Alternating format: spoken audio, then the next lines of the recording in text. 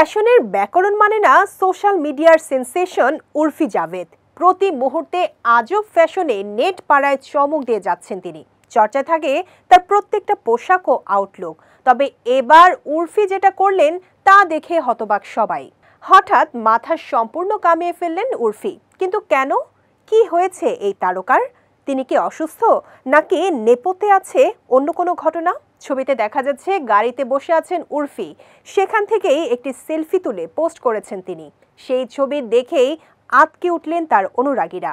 একজন মন্তব্য করলেন, দয়া করে বলে দিন এটি সত্যি নয়, আপনি কোনো ফিল্টার ব্যবহার করেছেন। তবে উর্ফি তার চেনা মেজাজে এই ছবির মাধ্যমে নেট দুনিয়ায় তোলপাড় ফেলে দিয়েছেন। কেন উর্ফি এমনটা করেছেন তার ব্যাখ্যা এখনো আসেনি তার কাছ থেকে।